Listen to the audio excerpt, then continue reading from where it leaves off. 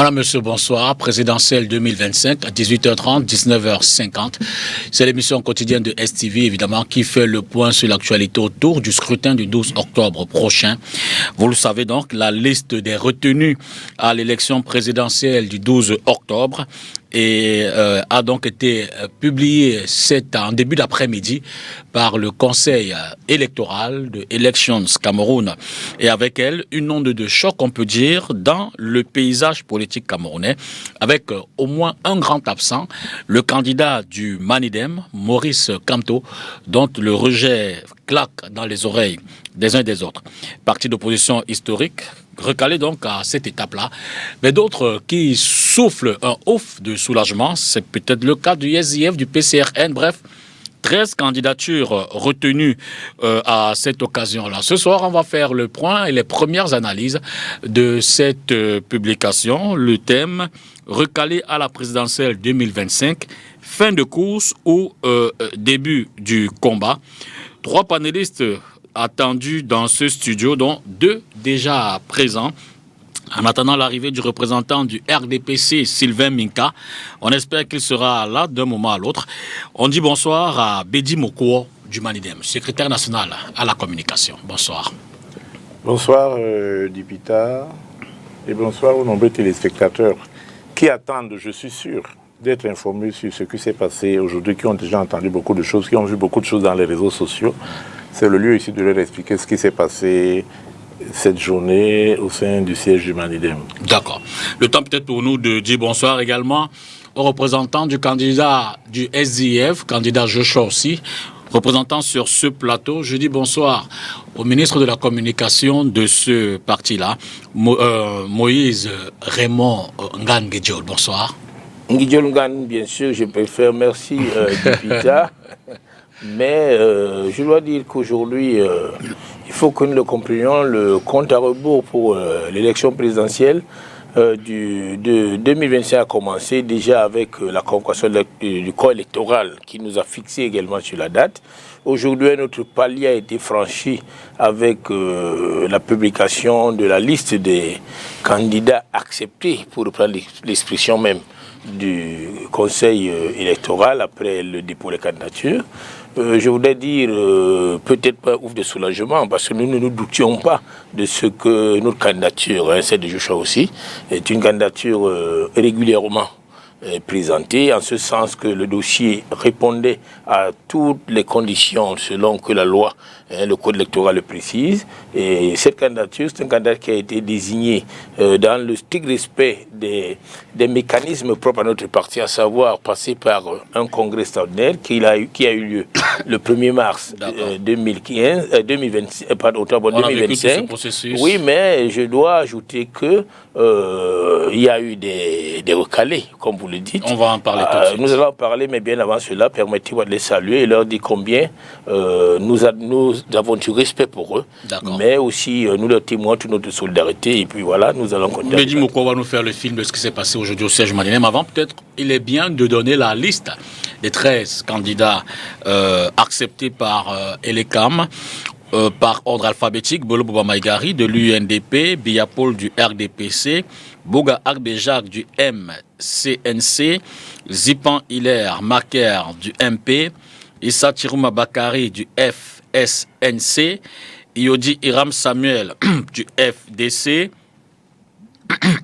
Kwemo Pierre de l'UMS, Libilingue Cabral du PCRN, Matomba Sèche Espoir du PURC, le PURS, Mouna Akere Taben de Univers, aussi Joshua Nabangi du SDF, Tomaino Hermine Patricia, épouse Ndamjoya, de l'Union démocratique du Cameroun, l'UDC. Donc, finalement, une seule dame retenue. Je pense, j'ai peut-être pas bien suivi, tu dois avoir oublié le candidat du PAL.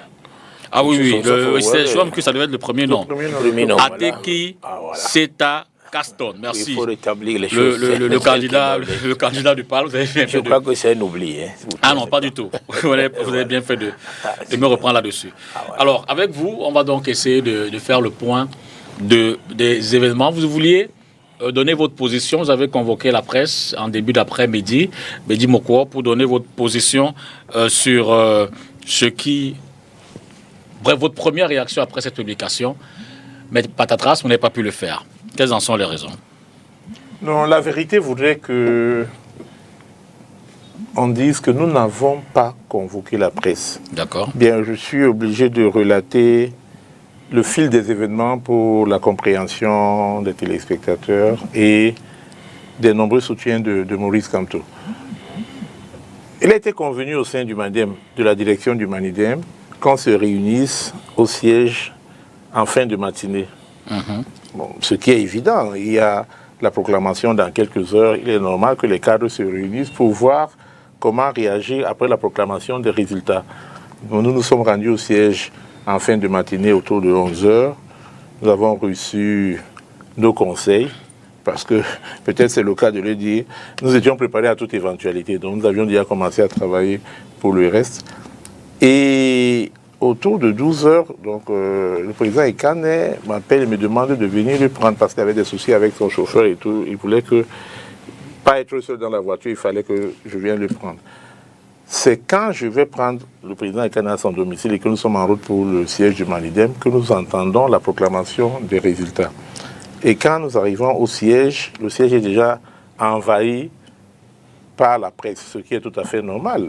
C'est leur métier, les journalistes sont à l'affût de l'information et de l'information fraîche. Donc ça n'a pas été une surprise pour nous de les retrouver au siège du MANIDEM. Donc nous avions prévu travailler, nous, la direction du MANIDEM, pour préparer une réaction face à la presse. Mais nous avons été contraints d'anticiper les choses parce que, avec l'affluence qu'il y a eu, nous avons décidé de faire rapidement un point de presse improvisé. C'est quand nous préparons donc la mise en place de ce point de presse que nous sommes envahis par une escouade de gendarmes, de policiers et ainsi de suite. Bon, d'abord nous nous disons que c'est normal, ils viennent quadriller le secteur, pour préparer d'éventuels débordements.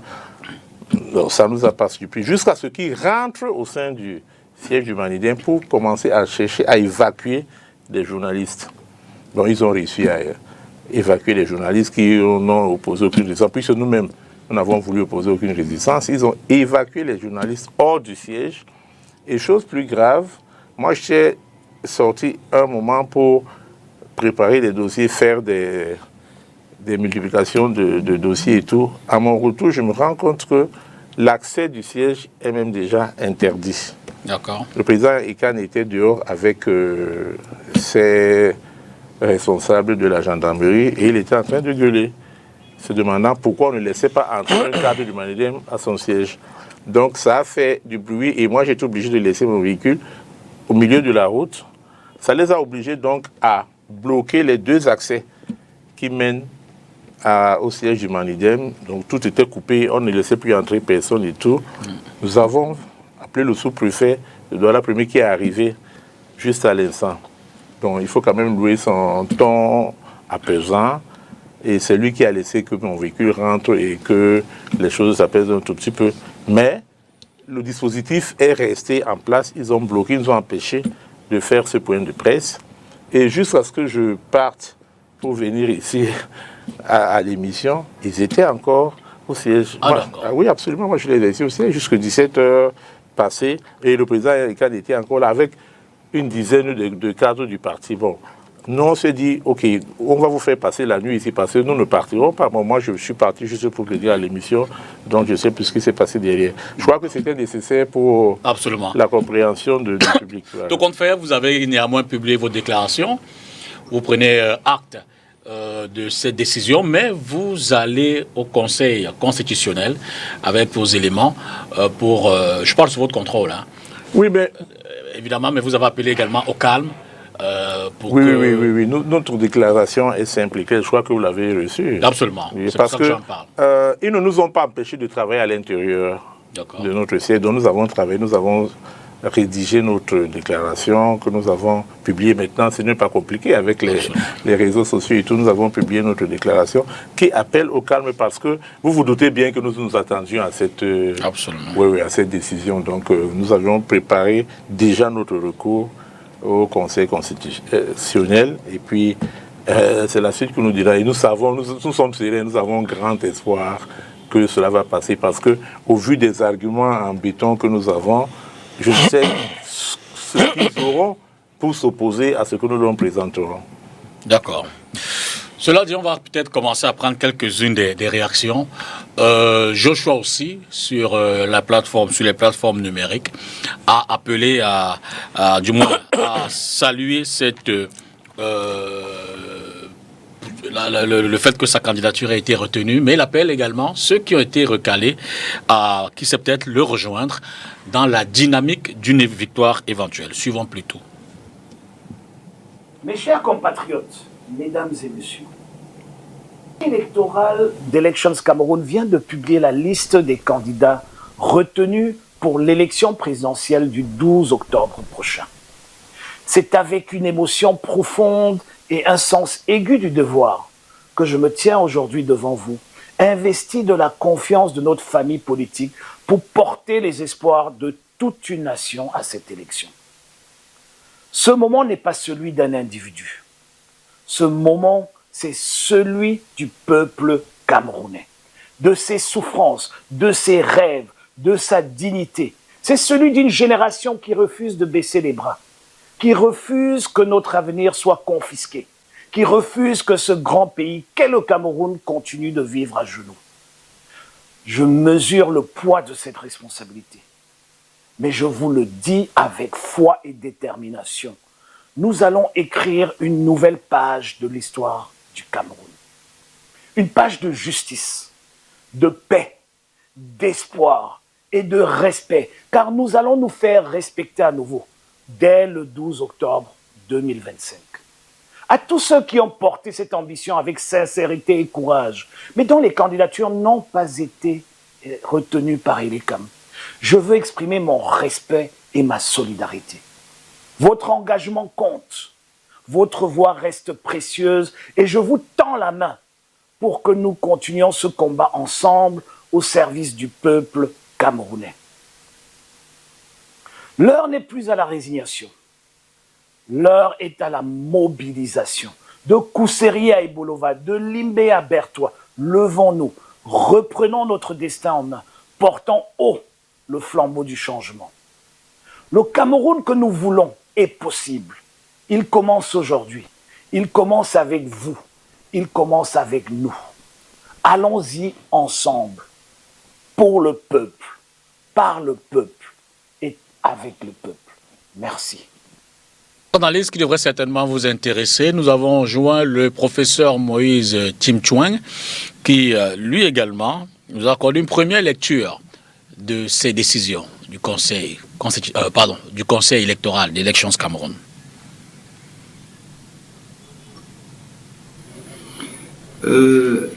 La décision rendue ce jour par Elecam sur les candidatures à l'élection présidentielle du 12 octobre 2025, en fait, ne constitue que les résultats d'un travail préparatoire, en ce sens que la décision définitive qui fixe la liste des candidats est attendue plutôt du Conseil constitutionnel.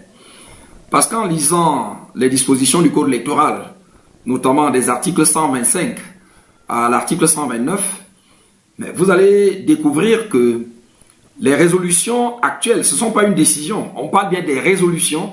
Les résolutions actuelles du Conseil électoral d'Elecam, en fait, sont essentiellement précaires, en ce sens que les candidatures rejetées peuvent faire l'objet de recours devant le Conseil constitutionnel, de même que les candidatures acceptées peuvent être contestées devant le Conseil constitutionnel. Et donc, il ne faut pas jubiler trop rapidement ou bien se morfondre trop rapidement parce que nous sommes en présence de simples résultats de travaux préparatoires, nous sommes en présence de résolutions qui ne fixent pas de manière définitive, n'est-ce pas, la liste des candidats devant prendre part à l'élection présidentielle. Les résolutions du Conseil électoral d'Elecam sont marquées du sceau de la précarité, en ce sens que les dossiers rejetés peuvent être rétablis par le Conseil constitutionnel, De même que les dossiers acceptés peuvent ultérieurement être rejetés, et cette fois-là de manière définitive par le Conseil constitutionnel. Donc, le message que je pourrais communiquer à l'attention de nos compatriotes, c'est de garder leur sérénité jusqu'à ce que la décision du Conseil constitutionnel intervienne. Et d'après la loi, c'est dans les 10 jours qui suivent, n'est-ce pas, le dépôt des réclamations. Les réclamations en contestation de rejet ou alors en contestation des acceptations. Donc, tout reste précaire, tout reste susceptible de modification. Il faut attendre que le Conseil constitutionnel intervienne par une décision qui, cette fois-là, fixe définitivement, n'est-ce pas, la liste des candidats devant concourir à l'élection présidentielle. Voilà. Le professeur Chim Choueng nous a donné également son analyse. À présent, on va aller certainement sur l'axe lourd, parce qu'on a essayé de joindre le désormais candidat Hiram Samuel Iyodi. Il est en direct avec nous. Hiram, bonsoir. Vous êtes où en ce moment? Alors, on veut juste avoir votre première réaction à la suite de cette décision du Conseil électoral qui, évidemment, retient votre candidature pour la prochaine élection présidentielle. Simplement un sentiment de satisfaction face au travail démentiel que les équipes ont abattu depuis plusieurs semaines pour s'assurer que notre dossier de candidature serait conforme avec les dispositions de la loi. J'en profite pour remercier le président du FDC, M. Denis Emilien Atangana, qui nous a offert l'opportunité à travers ces investitures aussi de pouvoir défendre le projet que nous portons pour l'élection présidentielle. Alors pour la suite, comment vous l'entrevoyez? Il y a des appels à un consensus entre les adversaires du président Biya. Joshua aussi en a parlé tout à l'heure, mais ça se poursuit néanmoins. Est-ce que vous envisagez cette option-là, ou alors comment vous entrevoyez la suite de ce processus? Nous avions commencé à échanger avec l'ensemble des acteurs majeurs de l'opposition camerounaise bien avant de déclarer notre candidature. Nous avons poursuivi ces échanges jusqu'au moment de déposer notre dossier lundi dernier. Je peux vous assurer que depuis lundi, nous en avons encore rencontré plusieurs, certains candidats et d'autres pas. Donc, je pense que la démarche d'échange, de convergence se poursuit et je suis confiant en notre capacité à arriver à défendre un projet commun. Des candidatures attendues, retenues sans surprise. Joshua aussi, Cabral Libi, Paul Biya, Tomanou Damdjoya. Mais également une candidature au moins recalée qui semble faire grincer les dents, celle de Maurice Kamto. Vous avez une réaction à cela?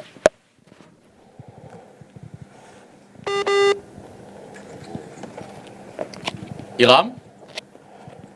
Oui, je vous ai retrouvé, monsieur le député. Vous avez une réaction à la candidature de Maurice Kamto qui, à ce stade, a été recalée en attendant la suite du processus? J'espère qu'elle sera retenue. Je pense que le professeur Maurice Kamto est un acteur majeur du jeu politique camerounais depuis de nombreuses années déjà, et que pour cette élection qui s'annonce cruciale pour l'avenir de notre pays, tous les acteurs, tous les partis politiques qui représentent une couche particulière, une sensibilité particulière de notre population devraient pouvoir compétir. Donc j'espère qu'il aura les arguments de droit pour pouvoir voir sa candidature être réhabilitée après le contentieux au niveau du Conseil constitutionnel. Merci infiniment et bonne suite de votre chemin.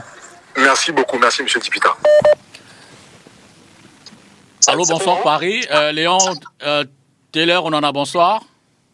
Bonsoir, Monsieur Dipita de Congo. Bonsoir à vos millions de téléspectateurs. Merci infiniment de nous accorder l'une de vos premières réactions après la décision du Conseil électoral aujourd'hui.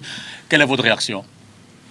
Alors, c'est juste un sentiment de déception. Je pense que c'est plus aux ordres. Nous n'allons pas laisser l'affaire se passer de cette façon.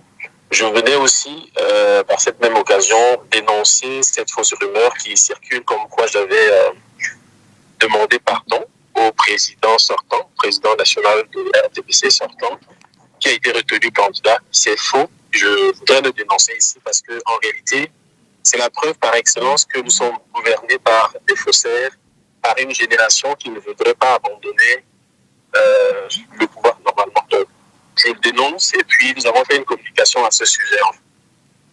Alors vous dites que vous allez au Conseil constitutionnel. Êtes-vous confiant pour la suite de cette procédure? Si nous sommes dans un état de droit, oui. Maintenant, si ça se confirme que nous sommes dans ce que vous avez vu tout à l'heure au Conseil électoral, ce sera la suite logique et je pense que les Camerounais prendront acte. Et les militants aussi, j'en rappelle aussi surtout à la retenue de nos militants. Il y a nos nombreux militants, les milliers de personnes qui nous appellent pour savoir quelle est la suite. Je leur demande tout simplement de faire confiance à la Cour constitutionnelle. J'espère qu'elle va pouvoir dire ce qu'il doit dire et surtout dans les normes, parce que vous savez très bien, tout le peuple camerounais connaît les dossiers de notre dossier, le contenu de notre dossier en fait. À ce stade, vous n'êtes pas la seule candidature recalée. Il y a également celle de Maurice Kamto, dont évidemment l'attente était grande en termes de confirmation. Vous avez une réaction? Et effectivement, je pense que ma candidature est justement l'argument fétiche que le RDPC, mes camarades conservateurs ont dû prendre pour valider celle de M. Kamto, parce qu'à un moment donné, nous sommes en démocratie, et si on est confiant de soi-même, on n'a pas besoin d'avoir ce mauvais jeu. Moi, je dénonce cela, je suis démocrate, je suis républicain. Si M. Kamto a déposé un dossier en bonne et due forme, il devrait être retenu, parce que sur la liste des 13 qui ont été retenus, vous voyez bien que au FDC, par exemple, il y a un candidat qui est président d'un parti politique qui s'appelle le MP3. Pourquoi est-ce qu'on n'a pas justement opposé la même chose? Donc, bon, après, je peux comprendre, hein, et on va dire que c'est une double candidature, ça c'est vrai, mais ils ont aussi apporté un certain nombre d'arguments. Moi, j'aimerais attirer l'attention des Camerounais sur un fait. Si on veut avoir une élection apaisée, il faut donner l'opportunité à chacun d'y participer normalement. Le Cameroun doit être une démocratie et ceux qui nous gouvernent aujourd'hui ne sont pas à l'image des démocrates camerounais qui sont majoritaires. Je veux parler du peuple camerounais dans son ensemble. Donc, je ne peux pas parler au nom du MRC, je suis du RDPC, donc je pense que les militants du Manidem, du professeur Kamto, partant du professeur Kamto, ont suffisamment communiqué là-dessus. Je déplore tout simplement le fair play aussi de mes camarades qui démontrent par là que le RDPC a un souci, alors que le RDPC n'en a pas, parce qu'il y a une ressource, il y a de la ressource au sein du RDPC. Il y a une génération qui peut porter cette affaire, qui peut reprendre le flambeau, mais malheureusement, les uns et les autres ne veulent pas se rendre à l'évidence compte que nous sommes un pays, nous sommes un parti politique qui peut apporter quelque chose de nouveau avec la génération à laquelle j'appartiens. C'est bien dommage. Merci infiniment, Monsieur Onana. Léon Teller, pour votre première réaction à la suite de cette décision. Merci à vous. Bonne suite. Je voudrais dire bonsoir à Sylvain Mika qui nous a rejoint. Vous êtes le représentant du RDPC sur ce plateau. Merci d'être des nôtres. Vous avez été coincé dans l'embouteillage. Je ne pense pas que ce soit les embouteillages, mais vous voyez, le climat qui fait actuellement n'est pas très favorable pour se déployer sereinement dans la ville de Douala. Donc, c'est au pied levé que j'ai quitté le chez moi, qui n'est pas très proche d'ici tout de même, il faut le préciser. Donc j'ai tenu à répondre à cette invitation combien importante pour le résultat des investitures à la présidentielle 2025 pour essayer de discuter avec vous et vos copanélistes de l'actualité politique ambiante. Merci infiniment. Alors, Nguidjol, dites-nous, pour la suite, à votre niveau, Joshua fait un appel à la candidature, un appel aux candidatures recalées. Avez-vous déjà une forme de plateforme, de proposition de travail avec les autres? Quel est le contenu de cet appel-là, si jamais les cibles sont intéressés et font le pas? Quels seraient les contours? Non, du moins, je ne dirai pas plus que ce que le candidat lui-même, l'honorable Joshua aussi a dit ici. Ce que je voudrais dire, parce que nous n'allons pas ici exposer la stratégie qui est la nôtre, mais où il a dit lui-même, les mains sont tendues. Et je dois dire qu'il a bien dit avant même la date d'aujourd'hui que lui, Joshua aussi, sa coalition, c'était tous les électeurs, donc tous les Camerounais. Et parce que des fois, ça paraît une affaire de 2, 3 individus ou 4, non. c'est une affaire du peuple camerounais. Il a dit, il faudrait donc que le peuple vraiment se mobilise. Le peuple devrait se mobiliser et le peuple devrait se joindre à cette mutualisation, cette volonté de mutualisation des forces qui est la nôtre, parce que le peuple aspire au changement et le peuple est convaincu que nous n'arriverons à ce changement que si les adversaires du parti de du candidat de M. Minka, c'est ça qui est ici, hein, si on fait une réelle mutualisation des forces pour que nous venions à bout de ce que certains savent qualifier de mastodonte, alors que ce n'est plus une mastodonte. C'était un lion hier, mais aujourd'hui un lion affaibli que même le petit lièvre ne redoute plus. Donc, je crois que le Social Democratic Front déjà a investi un candidat et qui a travaillé avec plusieurs autres partis politiques dans le cadre du front de gauche et qui s'est mis avec plusieurs centrales syndicales, donc près d'une douzaine sur 13, et qui travaille avec nous. Donc c'est une candidature déjà portée par un groupe. Et là, je peux le dire ici, l'autorité, des contacts tels que l'a dit un candidat tout à l'heure répondant à vos questions, nous sommes en contact avec plusieurs autres acteurs de la société civile, plusieurs autres groupes, plusieurs autres candidats, ou alors plusieurs qui étaient candidats à la candidature. Nous continuons à travailler avec tout le monde pour que ce soit du 12 que nous sortions vainqueurs. Je vous en prie, on va prendre Cabral Libi. Cabral Libi, bonsoir. Bonsoir, M. Dipita Tangoy. Bonsoir à vos nombreux téléspectateurs. Merci infiniment d'accepter notre coup de fil instantanément. Nous sommes en direct dans le cadre de l'émission présidentielle 2025. Votre première réaction, votre candidature a été retenue pour le compte du PCRN. Écoutez, ce qui, en temps normal, est une formalité juridique, est devenu pour nous quelque chose de très important. C'était un grand soulagement et je crois que cela a pu être ressenti dans les différentes sorties des militants et sympathisants du Parti camerounais pour la réconciliation nationale. Je parle de grand soulagement. Vous devinez sans doute pourquoi. C'est l'ensemble de persécutions dont nous avons été l'objet depuis un peu plus de 2 ans maintenant. Et ceux qui en étaient les instigateurs ou qui en sont les instigateurs ne se privaient pas de décliner l'objectif qui était assigné à ces persécutions, c'est-à-dire l'empêchement de notre candidature à l'élection présidentielle, dont l'empêchement pour nous de compétir démocratiquement et de soumettre notre offre à la sanction du peuple. D'accord. Donc maintenant que cette étape-là est franchie, c'est pour cela que je vous disais que nous vivons cela comme un soulagement et nous nous mettons davantage au travail. On va avoir peut-être votre réaction dans un premier temps. Il y a des concurrents quand même assez importants, sérieux, qui ont été retenus. Paul Biya, Tomanou Damjoya, Joshua aussi, pour, je cite de mémoire, Hiram Eyodi et bien d'autres. Vous êtes serein pour la suite? Comment vous l'entrevoyez? Écoutez, je vais aborder là avec mes camarades et sympathisants la 3e élection, puisque j'ai été candidat à la présidentielle, puis candidat aux élections législatives et j'ai conduit des listes aux élections municipales. Lorsqu'on va à une élection, on va à une compétition. On étudie évidemment les offres des adversaires, mais avant cela, on se donne les moyens d'être compétitif en se dotant d'un projet solide, éprouvé, bien ficelé, qui apporte des réponses concrètes aux problèmes des gens ou aux attentes des gens. C'est ce que nous avons essayé de faire. Vous le savez sans doute, en 2021, nous avons publié notre vision. En 2024, nous avons publié notre projet de société, le manifeste de la rupture et du progrès. Entre-temps, depuis 7 ans, nous travaillons au maillage territorial parce que nous avons toujours été conscients de ce que notre principal adversaire, qui est le RDPC, a une avance certaine. Sur ce point, à l'Assemblée nationale, nous avons adressé une question peut-être pour terminer. Donc voilà. Une question pour terminer. La candidature du Manidem, notamment celle de Maurice Kamto, a été recalée à ce stade. Ils entendent aller au Conseil constitutionnel pour voir.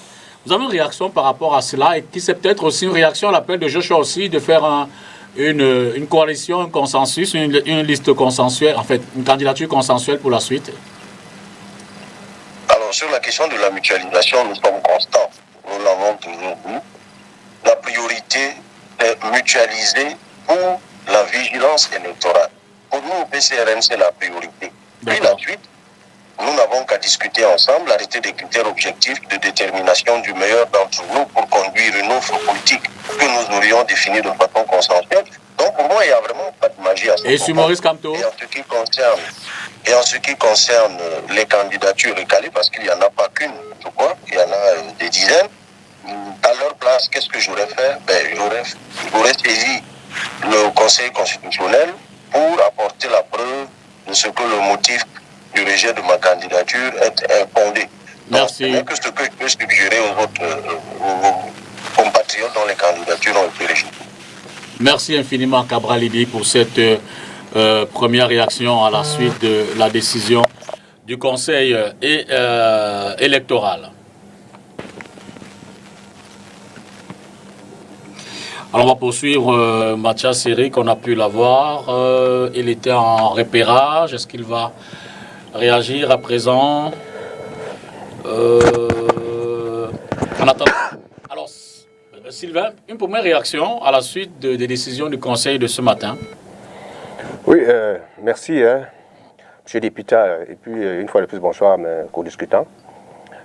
Le RDPC, puisque c'est en ce moment que je suis sur le plateau, a reçu avec beaucoup de satisfaction et surtout de sentiment d'un devoir bien accompli du côté du Conseil électoral qui a su bien arbitrer ces candidatures. Et nous, RDPC, nous ne pouvons que dire merci au Conseil électoral. Il y a tous les acteurs qui ont fait preuve de citoyenneté et de sens de républicain pour accueillir ces résultats, si ce sont des résultats, parce que beaucoup l'ont pris dans ce sens, avec beaucoup de sérénité et de quiétude. Maintenant, la suite, nous attendons ce que diront les... Bonsoir, prof.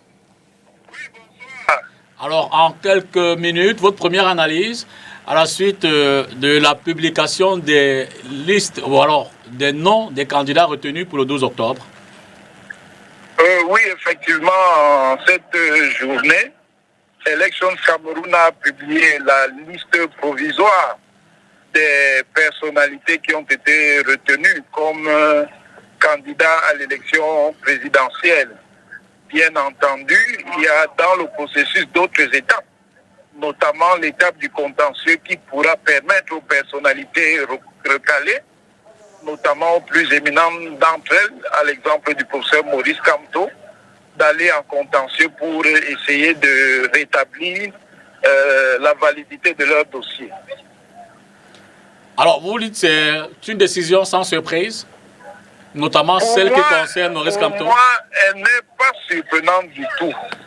Elle n'est pas surprenante du tout parce qu'en réalité, le contexte de construction de la candidature de cette personnalité était un contexte qui était susceptible de générer beaucoup de contraintes, notamment des problèmes de compétition au niveau de l'investiture.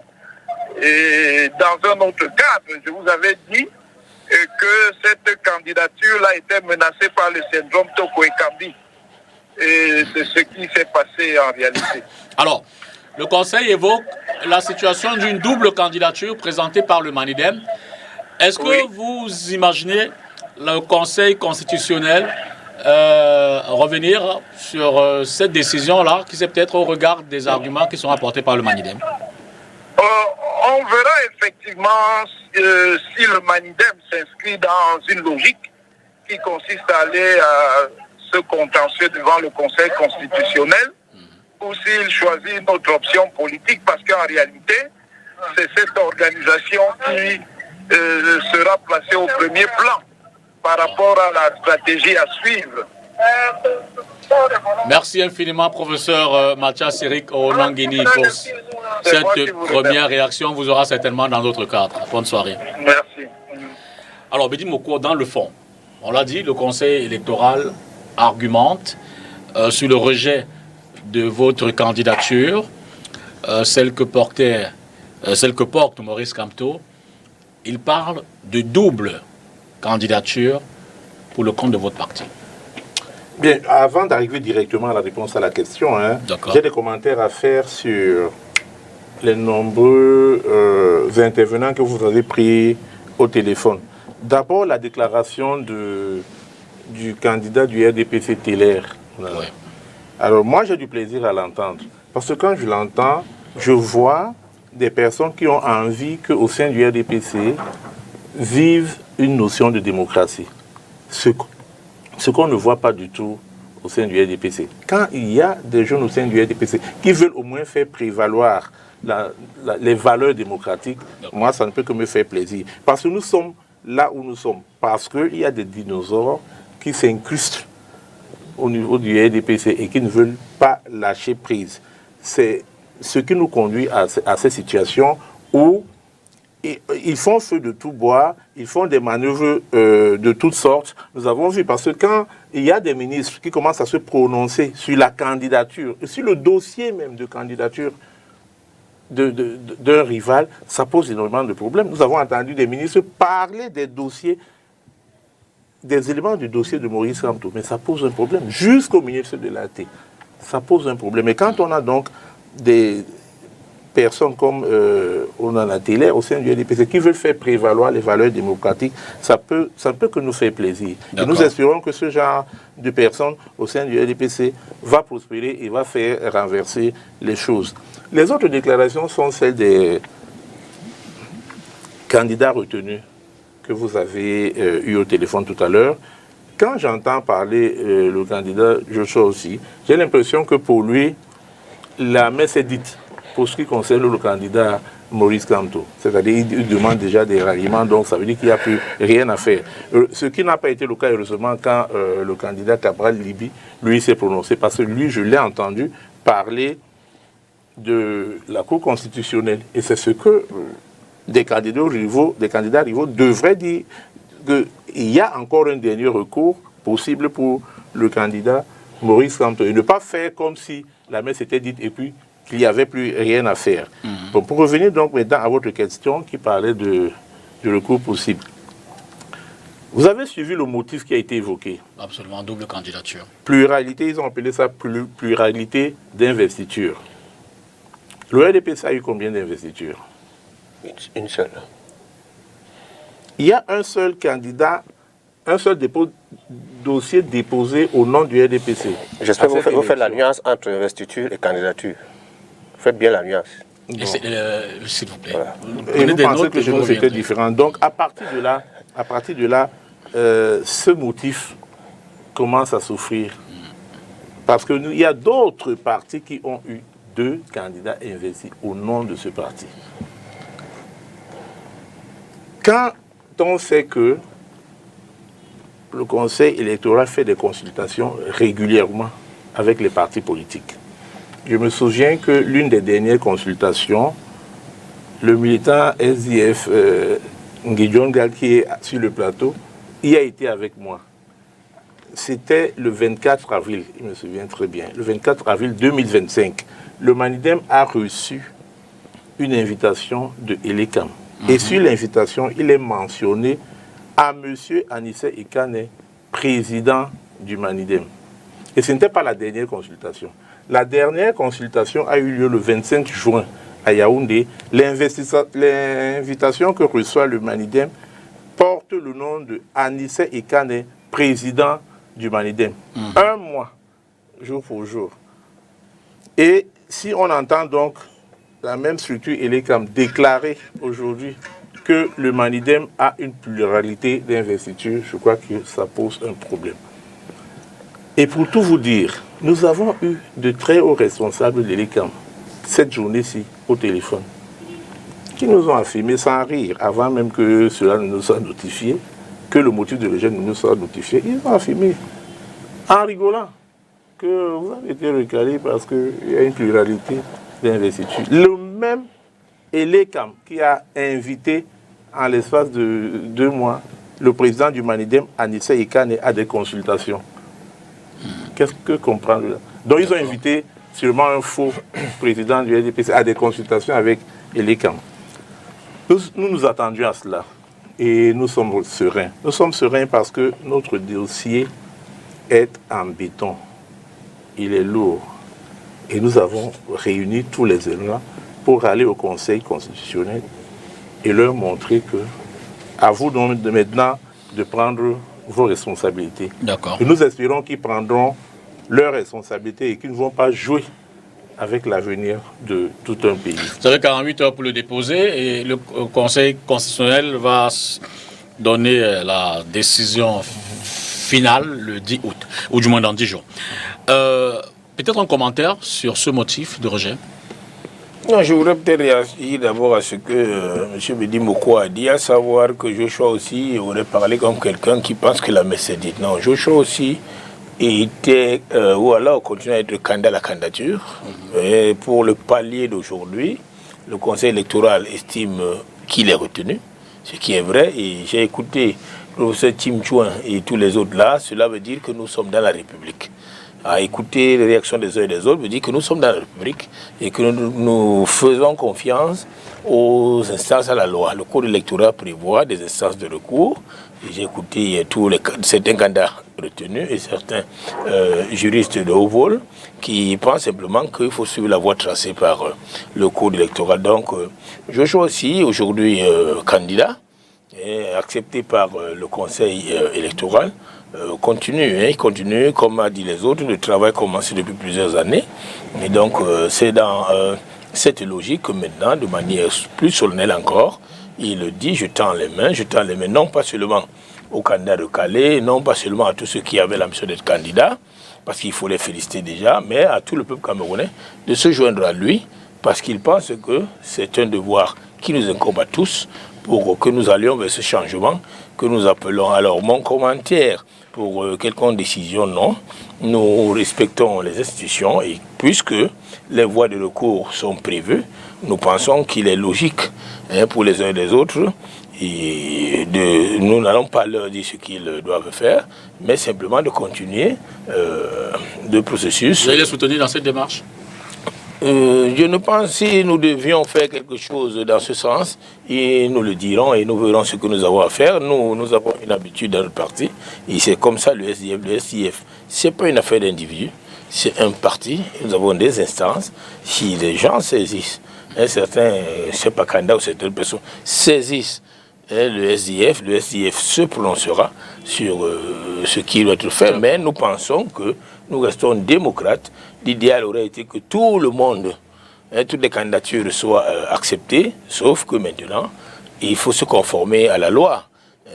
Si on parle ici de pluralité de candidature, les autres, je ne connais pas les moyens pour les raisons pour lesquelles. Certainement, il y en a qui évoqueraient des cautions non déposées, etc. Nous n'allons pas ici, nous, en tant que SDF, nous prononcer sur une décision d'une instance habilitée à se prononcer dans le cas du processus comme le Conseil électoral. Nous avons du respect pour ces personnalités, cette personnalité qui travaillent.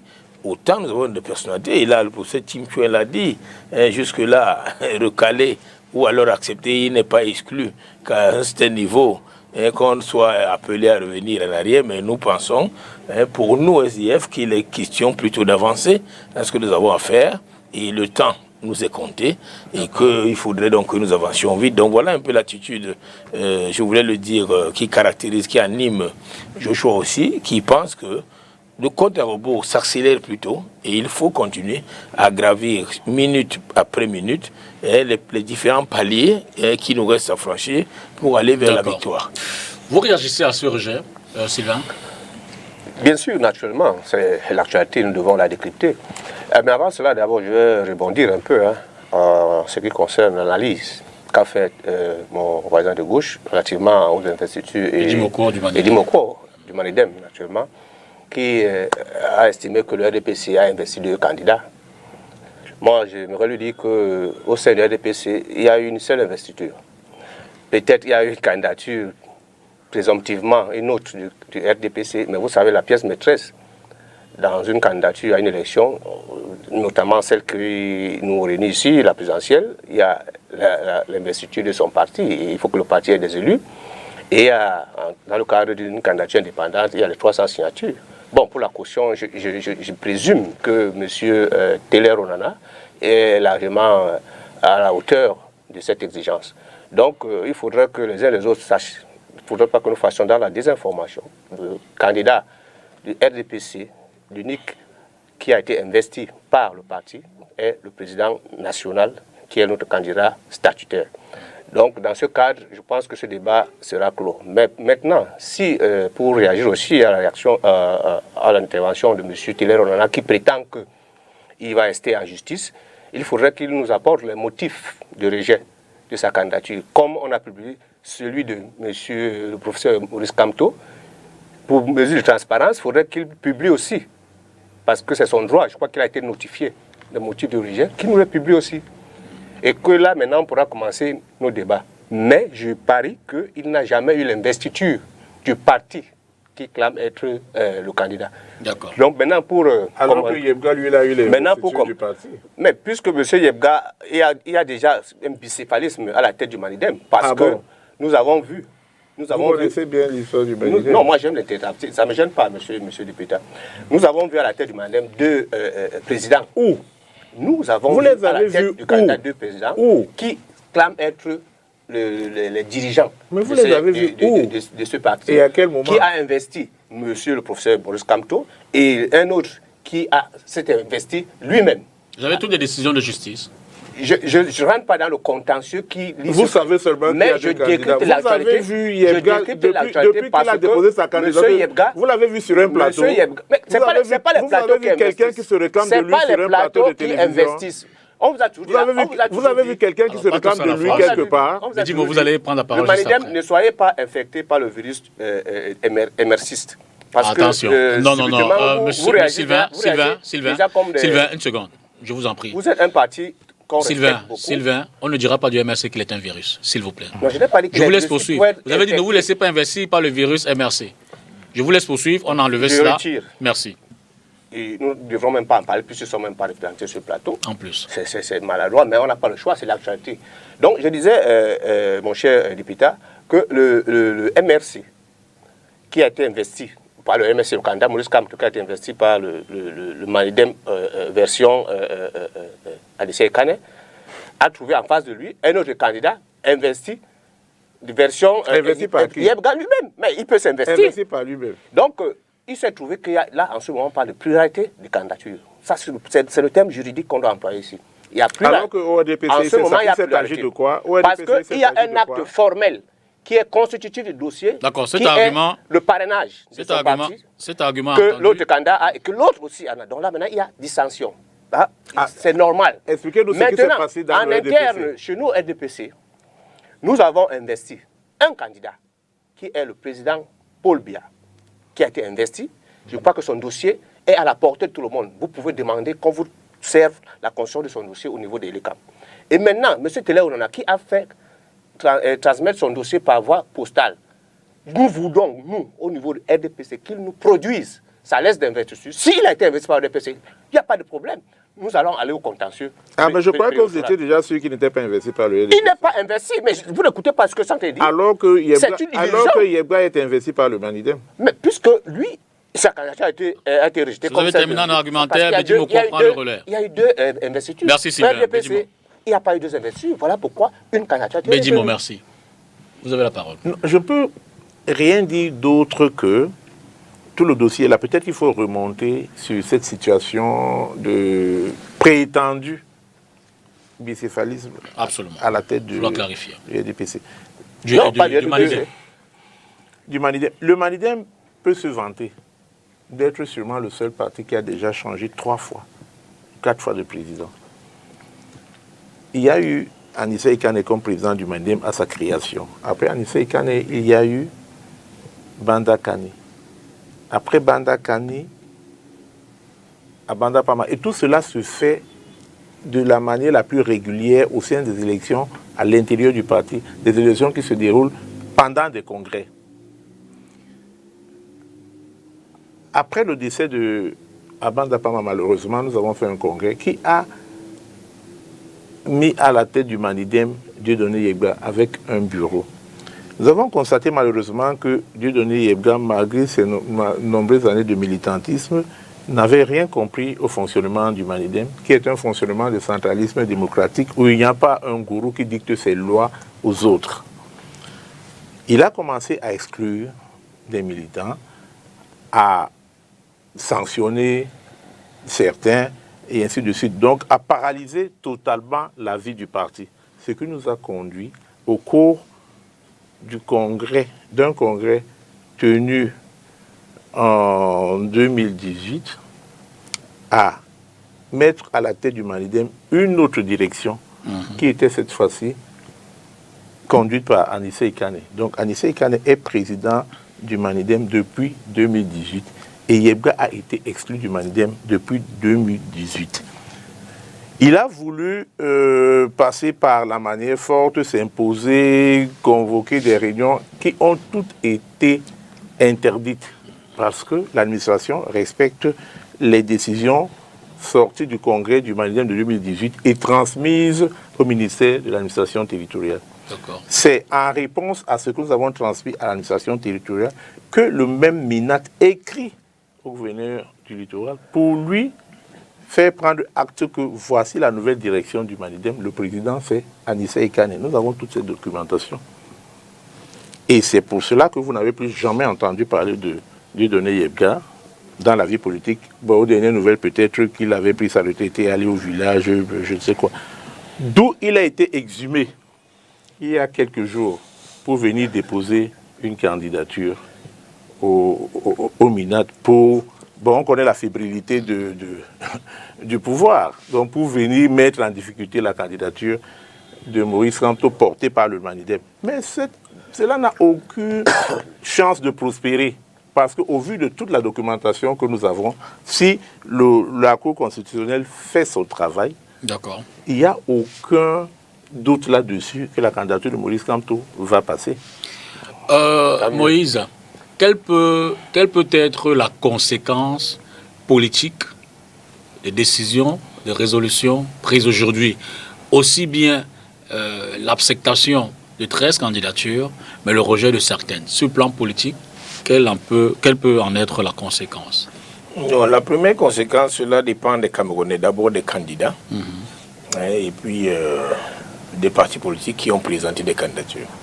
Je dis que nous ne commentons pas les décisions prises par les instances habilitées à le faire, parce que c'est le conseil électoral, la première à ce niveau où nous nous trouvons, qui est habilité à prendre une décision comme celle qui a été rendue publique de manière solennelle aujourd'hui.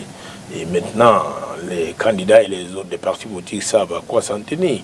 Alors, appeler à la violence, je dis jusqu'ici, j'ai suivi sur ce plateau comme les réactions des uns et des autres, c'est que tout le monde est républicain, tout le monde se veut républicain, et tout le monde appelle à la retenue, en attendant que d'ici une douzaine de jours, voire 2 semaines au maximum, que nous serons définitivement fixés sur les candidatures. Donc, je crois qu'il faut aller vers cela.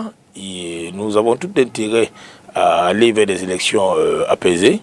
Et je continue à dire ici, je me rappelle, je fais mienne les déclarations de Madame la doyenne du bureau d'âge de l'Assemblée nationale qui disait à l'ouverture de la session de mars que ceux qui ont le devoir d'organiser, qu'ils organisent bien, que ceux qui ont le devoir de juger, jugent bien, que ceux qui ont le devoir de mobiliser les masses le fassent dans l'intérêt de la nation, dans l'intérêt de la République, et que nous allions vers des élections qui nous permettront d'aboutir à un changement. Et je me fais l'écho de ce qu'a dit le candidat Joshua aussi.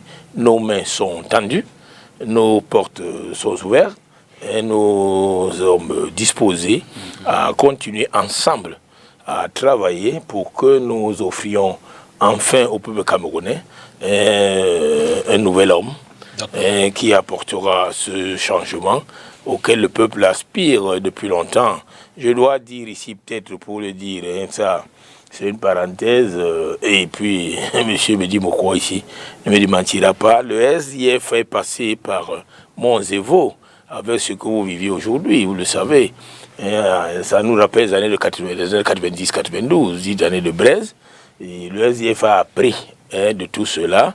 Et aujourd'hui, vous voyez que nous ne nous trouvons plus, nous, dans des situations ou alors de pluralité de candidature, ou simplement d'opposition avec les forces de maintien de l'ordre. Pourquoi? Parce que, il faut le dire, nous venons, le président national du SDF, qui est candidat également, Joshua aussi, vient de faire 2 tournées sur l'Assemblée territoriale nationale, et il a dû faire face à plusieurs interdictions de manifestations. Ce n'était pas de gaieté de cœur, mais nous avons trouvé des méthodes, des moyens pour éviter la confrontation, soit avec les autorités administratives qui refusaient de nous délivrer des récépissés de déclaration de manifestation, et nous faisaient, soit alors simplement avec les forces de maintien de l'ordre appelées à la rescousse. Donc nous avons évité cela parce que nous sommes focus sur le fait qu'il n'est pas important que le sang coule de nouveau. Il faut que les Camerounais aillent vers la paix et donc élisent tranquillement et sereinement leur nouveau président de la République au soir du 12 octobre. On peut apprécier l'impact sur les équilibres politiques et qui c'est peut-être les coalitions éventuelles, coalitions potentielles au soir de ce 26 juillet. Naturellement, je crois que à ce stade, je jugerais même cette liste la plus équilibrée et la plus structurée en termes de candidature dans ces 20 ou 30 dernières années, après les années 90, qu'a bien évoqué M. Guillaume. Nous trouvons tous les ténors, carrément, qui ont été des acteurs vraiment de premier plan dans les années 90, qui se retrouvent aussi dans cette liste. Donc nous pensons que le jeu n'est pas encore joué pour aucun candidat. Nous sommes très humbles dans ce sens-là. Mais maintenant, naturellement, il y a des candidats qui ont une petite longueur d'avance sur les autres. Mais ça ne pourra pas donner à certaines candidatures de pouvoir dormir dans ses lauriers, mais non du tout. Il faudrait que les gens comprennent que, en se mettant peut-être ensemble, ceci pourrait impacter sur le résultat de cette élection. D'accord. Donc nous sommes dans cette logique de prendre tous les candidats au sérieux et de continuer à faire notre travail, naturellement notre maillage territorial, que nous ne faisons que consolider au quotidien, et en appeler aussi, appeler à tous les citoyens et à tous les sympathisants de rester calmes et sereins et de ne pas céder aux sonnettes du chaos. Bedimo, les décisions, les résolutions de ce jour pourraient-elles avoir une conséquence, démobilisation ou mobilisation pour le scrutin? J'ai peur que ce ne soit une mobilisation, davantage de mobilisation, parce que le peuple est mobilisé déjà depuis très longtemps derrière la candidature de Maurice Kamto. Et j'ai peur que ça ne soit davantage de mobilisation et qu'on s'achemine à quelque chose d'incontrôlable, qu'on voudra imputer le moment venu aux acteurs politiques. Je vais vous faire la quintessence de la déclaration que le Manidem a faite tout à l'heure. 2 idées majeures s'en dégagent. Premièrement, le rejet de la candidature est une forfaiture, une provocation. Une forfaiture parce que le pouvoir RDPC aurait dû accepter d'avoir un véritable candidat en face. Mais toute cette fébrilité, c'est parce qu'on a peur de la candidature de Maurice Kamto. Vous ne pouvez pas dire ça, M. Pro. La séquestration que nous avons vécue au siège du Manidem aujourd'hui en est une preuve.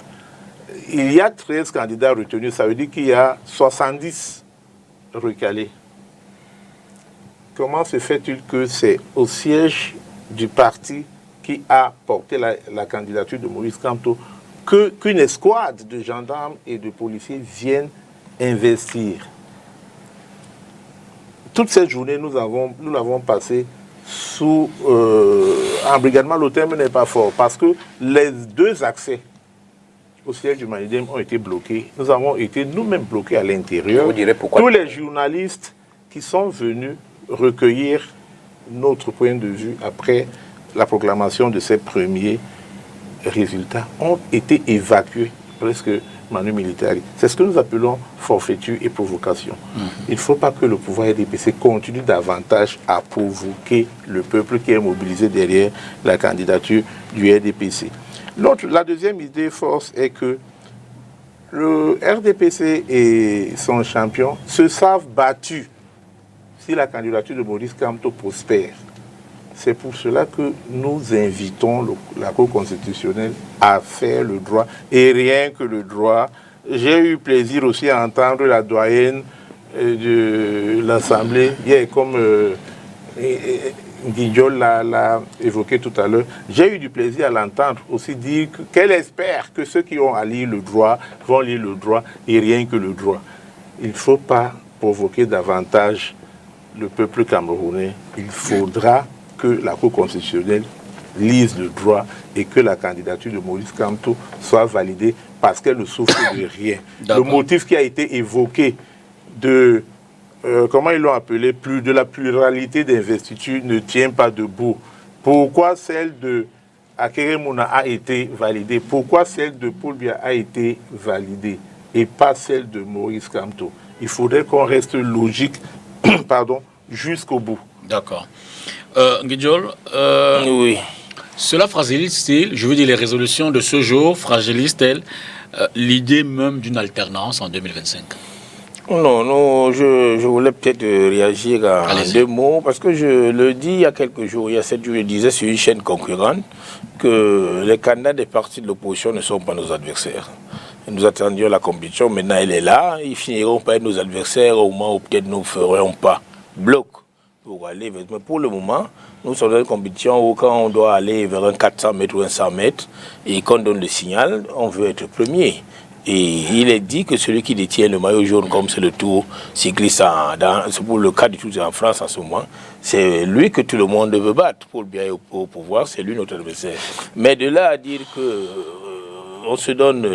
on refuse de se donner un véritable, les mots ont un sens, un véritable challenger. Je ne vais pas demander à M. Bédi Moko de me dire ce qu'il entend par là, non. Nous avons entendu ça, c'est pas ça. Nous allons vers une élection. Nous n'excluons même pas de travailler, pourquoi pas, avec nos compatriotes vous avez dit, vous ne voulez pas entendre, du Manidem et même du MRC et puis de tous les autres partis. Non, nous voulons construire. Quand notre candidature sera acceptée.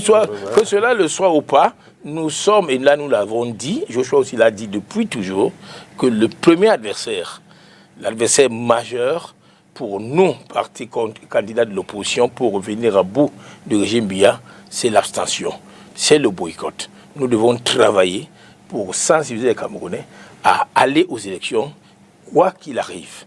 Il faudrait que le 12, qu'on n'ait plus une situation où nous avons aujourd'hui 8 millions d'inscrits, parce que de par le passé, on avait 6 millions d'inscrits, mais près de 3 millions, voire plus, n'allaient pas aux élections, n'allaient pas au vote. Il faut qu'on essaye de briser ceci indien pour que les Camerounais essaient de se mobiliser et qu'on atteigne ce que nous appelons cette masse critique.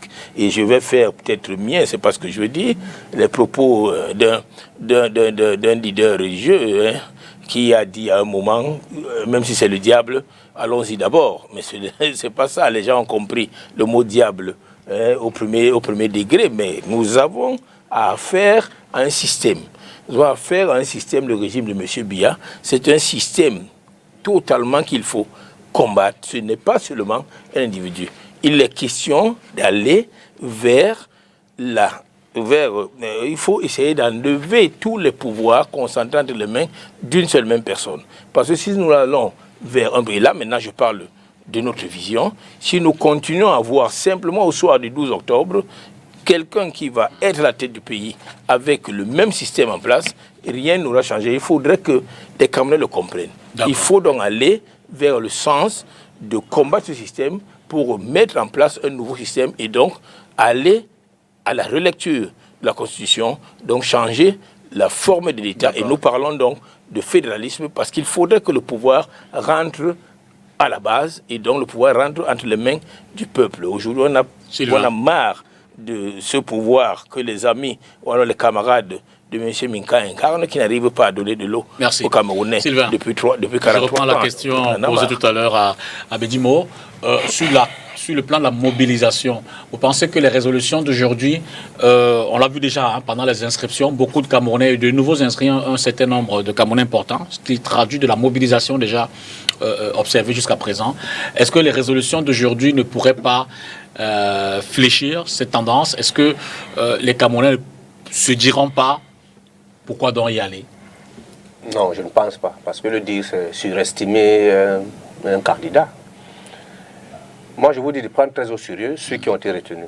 Et quand nous regardons le landerneau politique ces 30 dernières années, tous ces acteurs qui ont été retenus, ces personnalités, ont joué des rôles de premier plan sur le plan politique. Donc le dire comme ça, c'est penser que peut-être s'il y a une candidature qui a été recalée, c'est elle qui va venir fausser carrément le jeu politique. Je ne penserais pas. Ça, ce serait être un peu trop hasardeux dans l'analyse.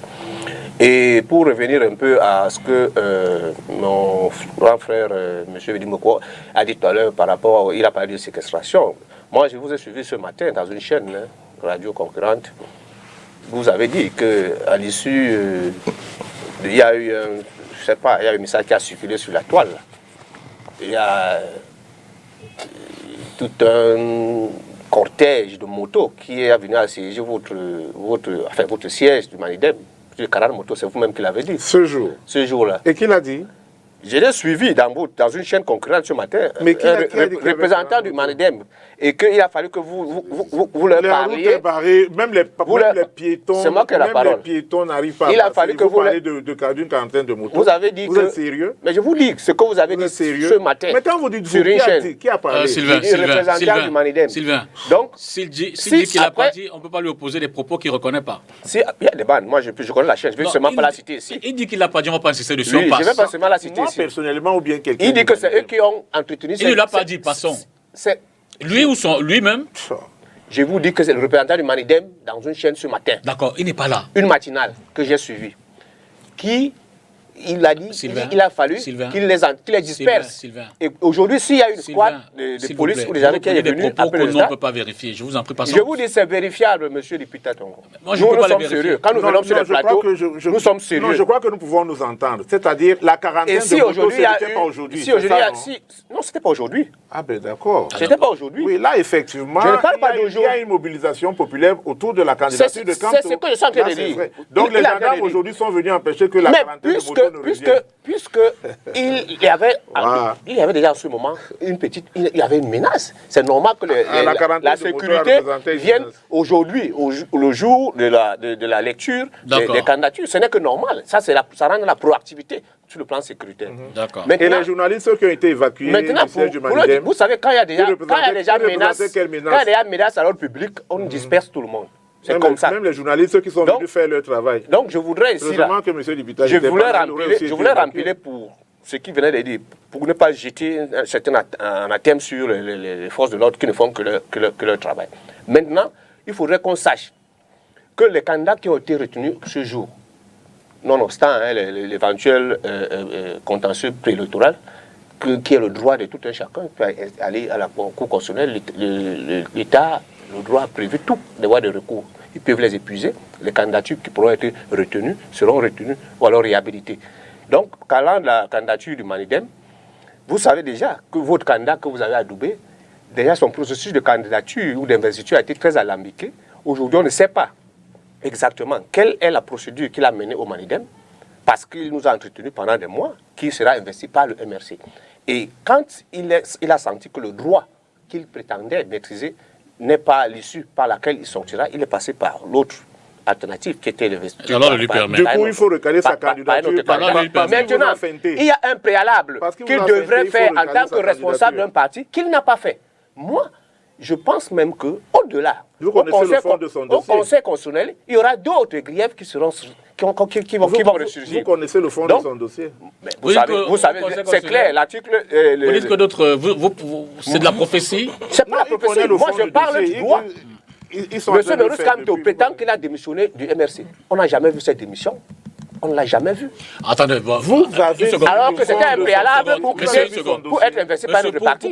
Pour mieux vous comprendre, Sylvain. Oui. Le conseil électoral de l'ECAM dit rejet pour double candidature, pour double pluralité d'investiture. Oui. D'accord. Et vous, lui, il a un autre motif. Vous entrevoyez que le conseil pourra aller plus loin.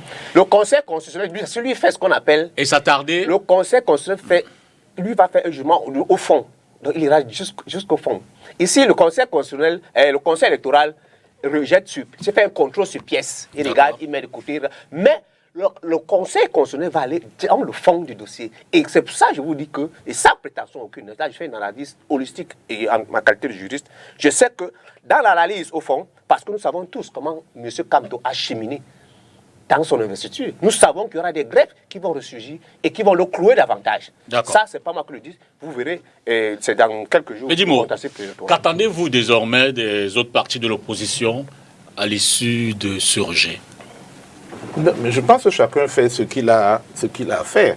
Okay. Nous avons aujourd'hui affaire au Conseil constitutionnel à qui nous demandons de lire le droit. Donc, maintenant, vous savez que nous avons investi Maurice Kamto, mais vous savez que nous sommes dans la dynamique du groupe de Douala, qui est la recherche d'un candidat consensuel. Donc, l'idée de candidat consensuel, elle est en nous, et nous attendons donc que la candidature de Maurice Kamto soit admise pour que nous continuions donc notre travail, qui n'est pas encore arrivé à bout. Parce que nous sommes toujours dans la dynamique de trouver un candidat consensuel pour venir à bout de ce régime RDPC qui a martyrisé les Camerounais pendant 43 ans. D'accord. Alors, on va peut-être prendre quelques messages qui nous sont parvenus assez rapidement, un ou deux. Bonsoir à tous, merci pour l'émission. La messe est dite pour le professeur Kamto. Je ne vois pas quelle sera l'alchimie par laquelle il réussira à convaincre le Conseil constitutionnel, dit-il, à travers les arguments embêtants que le porte-parole du Manidem dit avoir en leur possession. Bonsoir le panel, c'est très injuste car le seul joueur dans cette élection est le professeur Kamto. Les doublons hier au RDPC, Univers et UPC, qu'on laisse Maurice Kamto participer au jeu électoral. Dieudonné Yebga n'est pas candidat et le SG du Manidem l'a dit. Oumar Ouki écrit: vraiment, bonsoir. Vous avez vu ce qui se passe. Tant que l'opposition ne sera pas unie, alors il n'y aura jamais un autre candidat que son Excellence Paul Biya. L'opposition, soyez unis, faites un seul candidat. Alors pour sortir, il nous reste 3 minutes. Au sortir de ce studio, dès demain, que fait le SDF? Non, le SDF continue à se déployer. Je peux dire déjà, aujourd'hui, je peux le dire ici sans dire exactement où, mais le président, le candidat, Joshua aussi, président national de notre parti, est sur le terrain, il est hors de la région littorale.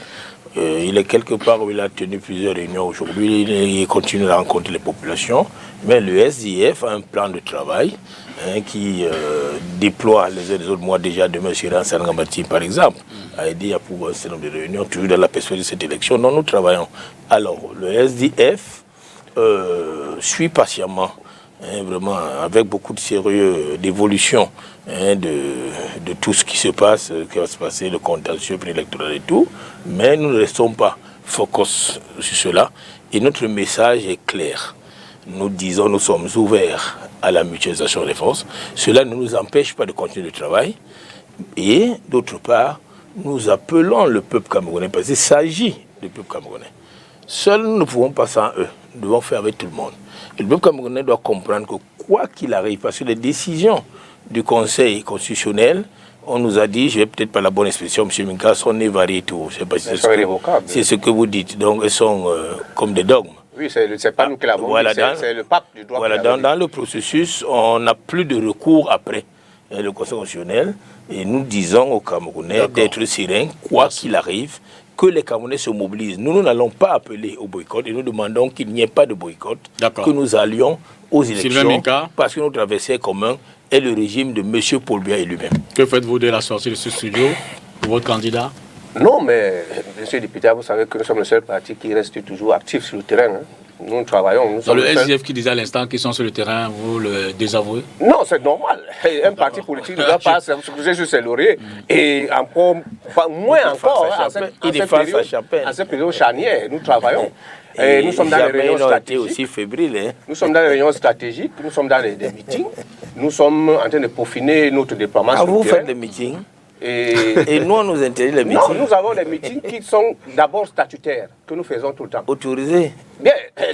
Et ceux du SDF sont quoi? Mais nous avons des meetings statutaires. On n'a plus le temps du débat, il reste une minute. Nous sommes un parti organisé. Le journal prendra place dans quelques minutes. Avant toute manifestation, Sylvain. nous déclarons et l'autorité administrative Merci, merci. Donc, pour Bédimo, juger, sortez de ce studio, que faites-vous? Prêts pour le 12 octobre. Oui, ce que nous faisons est évident, c'est-à-dire les conseils du Manidem et de Maurice Kamto vont dès demain déposer le recours au Conseil constitutionnel. Et avant de clore, je voudrais passer ce message au peuple. Parce que tout dépend du peuple. Non. Et nous sommes en avant pour la victoire du peuple le 12 octobre. Il faut que le peuple reste concentré, reste mobilisé et qu'il ne se décourage pas. Parce que cette candidature va être acceptée. Pourquoi? Parce que nous avons foi que le pouvoir ne fera pas cette erreur de provoquer le peuple. Je rappelle que vous avez néanmoins lancé également un appel au calme. Quand je dis, vous savez ce que nous avons dit et aux responsables de l'ECAM et aux forces de l'ordre qui sont venus investir notre parti. Nous leur avons dit, voilà, c'est vous qui faites la provocation. C'est vous qui allumez le peuple. Laissez les choses se faire comme elles doivent se faire. Merci. Nous avons effectivement appelé au calme. Nous ne sommes pas un parti. Mais nous déplorons que le pouvoir continue à provoquer le peuple. Non. Guillaume, Moïse Nguidjol, merci. Dur, mais c'est la loi. Merci à vous d'avoir suivi cette autre édition de présidentielle 2025. Demain, 12h, retrouvez les Larènes Gazeux dans le cadre de cet hebdo.